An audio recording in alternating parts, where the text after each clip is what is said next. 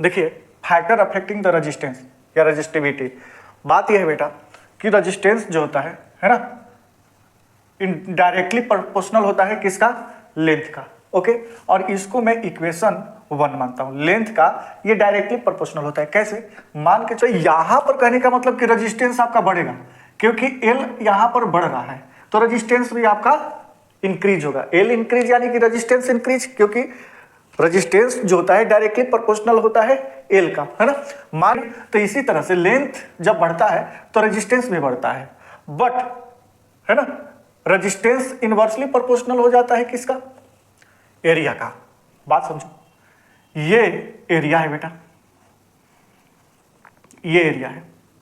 अब ये स्पेसेबल है, ठीक है ना, तो यहां पर रेजिस्टेंस आपको कम देखने को मिलेगा क्योंकि इसका स्पेस बहुत ज्यादा है ना। लेकिन जब इस एरिया की बात किया जाए तो इसका स्पेस कम होगा, यानी कि यहां पर आप क्या देखें, यहां पर रेजिस्टेंस एक्स जो है स्मॉल है, रेजिस्टेंस सॉरी ग्रेटर है रेजिस्टेंस वाई से, इस केस में देखने को है ना, इसका रेजिस्टेंस अधिक है आर वाई से। लेकिन यहां पर मान के चलो कि अगर मैं इसको आर एक्स और इसको आर वाई रखता हूं तो यहां पर आर वाई का रेजिस्टेंस ज्यादा होगा आर एक्स से।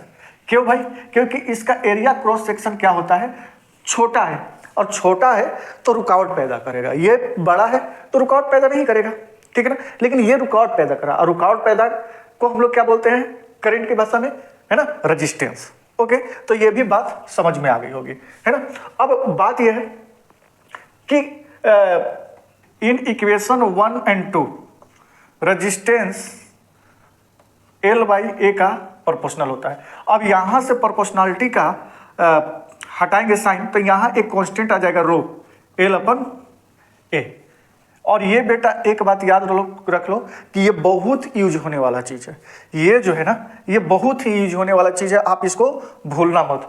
दूसरी बात है कि अगर है ना ऐसा यूनिट जो था, ऐसा यूनिट जैसे कि रेजिस्टेंस का ओम था, तो इसका ओम मीटर कैसे होगा सर, इसमें तो बहुत चीज देखने को मिल रहा है। तो देखो रो बराबर क्या हो जाएगा, ये इधर आएगा तो आर ए अपन एल हो जाएगा, है ना। तो देखो यहां पर आप रेजिस्टेंस का ओम मैं बोला था, अच्छा एरिया का मीटर स्क्वायर होता है बेटा, और लेंथ का मीटर, 1 मीटर से 1 मीटर कैंसिल, तो रो बराबर क्या हो जाएगा बेटा, ओम मीटर। ये आपका ऐसा यूनिट जो पिछले वीडियो में बताया था, आप इसको देख लीजिए। ओके, ये भी बात समझ में आ गई होगी आपको। अब आगे चलते हैं और बात कर रहे हैं कि यदि अगर वायर को मैं डबल कर दूं, मैं ये वायर लिया, ठीक है ना, ये एल है, और एक वायर और लगा दिया आकर एल, तो ये 2L हो जाएगा। अब इस पे रेजिस्टेंस पर क्या फर्क पड़ने वाला है, ओके, यानी कि मैं लेंथ को क्या कर दिया, डबल कर दिया, ठीक। लेकिन ये फर्स्ट कंडीशन है, कंडीशन नंबर 1। लेकिन कंडीशन नंबर 2 ये है बेटा कि यही वायर है ना, जिसका लेंथ एल है, और इसको पिट के खींच के मेल्ट करके क्या कर दिया, डबल कर दिया। इसमें क्या है कि ए पहले से था, बी को ऐड कर दिया। अब ए को ही क्या कर रहा हूं, बी को ऐड नहीं कर रहा हूं, लंबा करके इसको डबल कर दे रहा हूं। तो ये क्या हो जाएगा बेटा, एरिया तो कम हो जाएगा, पतला हो जाएगा, है ना। ये क्या हो जाएगा, पतला हो जाएगा। डबल तो होगा लेकिन ये क्या हो जाएगा, सिट पतला, ये एल और ये एल, टोटल 2L हो जाएगा। तो एरिया पर क्या फर्क पड़ेगा, अगर ये ए है तो ये a/2 हो जाएगा। बात समझना, ठीक है ना। इस पे क्वेश्चन भी आते हैं। हाँ, इसमें देखो ये ए है, ये ए ही रहेगा, ठीक है ना। लेकिन सॉरी ये है, हाँ ये ए है तो यही है, ए में कोई चेंजिंग नहीं आ रहा है क्योंकि अलग से एक लेंथ आकर ऐड कर दे रहा हूं। लेकिन जब इसको पतला कर रहा हूं, इसी को स्ट्रेच कर रहा हूं, खींच रहा हूं, तो एरिया a/2 हो जा रहा है। कुछ इसमें क्वेश्चन आते हैं, आपको मैं समझा देता हूं।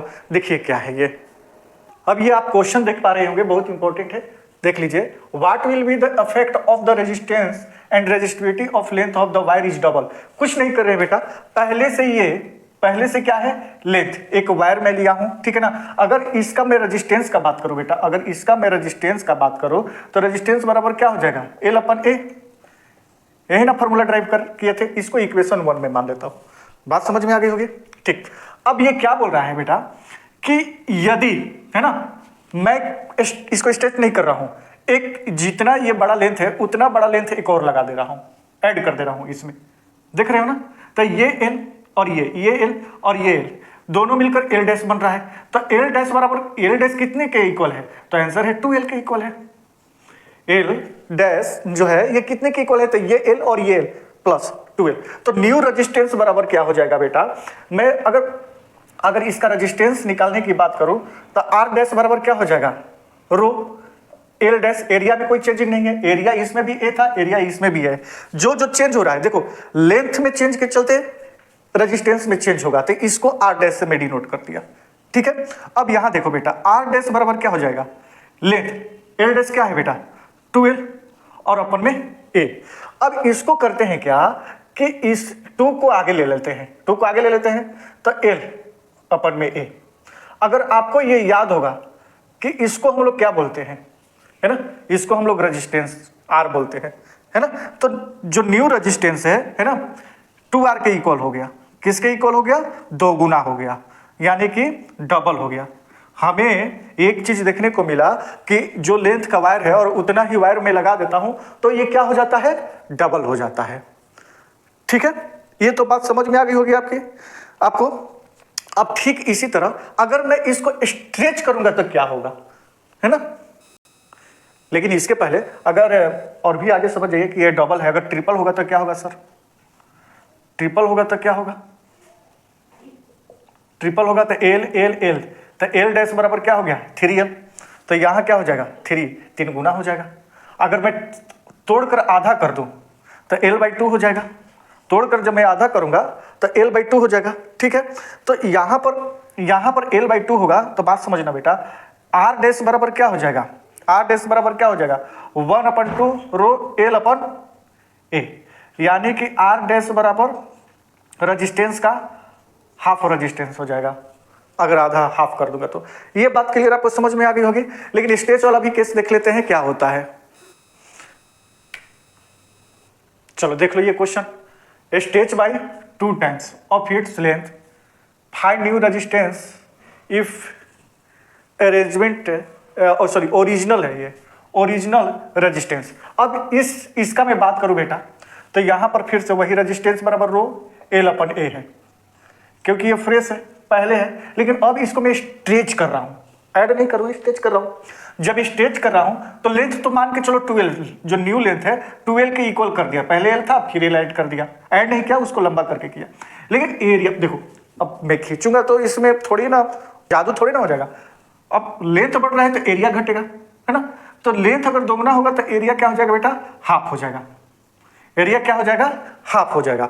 ठीक है, तो यहां पर न्यू रेजिस्टेंस बराबर क्या हो जाएगा, है ना, न्यू लेंथ अपन में न्यू एरिया, है ना। रो ऐसे ही रहेगा, लेंथ क्या हो जाएगा? 2l अपन में a/2। ओके, अब यहां ये 2 ऊपर चला जाएगा बेटा, तो 4, इसको यहां लिख देता हूं, न्यू रेजिस्टेंस बराबर 4, है ना। 2 पर जाएगा तो 2 2 जब 4 हो जाएगा इस 2 से, और l/a। अब ये देख रहे हो तो ये क्या है? रेजिस्टेंस है ये। तो ये कितने के इक्वल हो गया? 4r के इक्वल हो गया।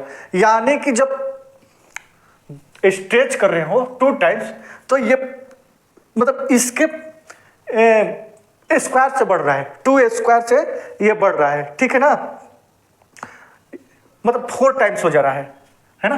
डबल है तो 4 टाइम्स। हाँ, ट्रिपल होगा तो क्या हो जाएगा? इसी को अगर स्ट्रेच करके ट्रिपल कर देंगे बेटा, है ना, इसको स्ट्रेच करके मान के चलो कि ये ट्रिपल कर देंगे, l l l, तो l डैश बराबर क्या हो जाएगा? 3l। तो एरिया भी क्या हो जाएगा बेटा? a/3। a डैश बराबर क्या हो जाएगा? ओके, तो अब यहां के लिए न्यू रेजिस्टेंस बराबर क्या हो जाएगा बेटा? l डैश की जगह पर 3l, और ये क्या हो जाएगा? a/3। ये 3 ऊपर जाएगा तो 9 रो l/3। तो ये कितना हो जाएगा, है ना। सॉरी, इसको मैं ऐसे लिखते हैं, ये है। ठीक, तो r 9 गुना बढ़ जाएगा। अगर इस लेंथ को 3 टाइम्स बढ़ाता हूं तो ये 9 टाइम्स इस रजिस्ट्रेशन से ज्यादा हो जाएगा इसका रेजिस्टेंस। बात समझ में आ रही होगी, है ना। अगर आपको पास से ये दे दे, original resistance of wire was 20 ohm, तो इसका आंसर क्या होगा, ये 4R आया है और ये रेजिस्टेंस यानी कि R बराबर 20 ओम्स है, R बराबर 20 ओम्स, ठीक है।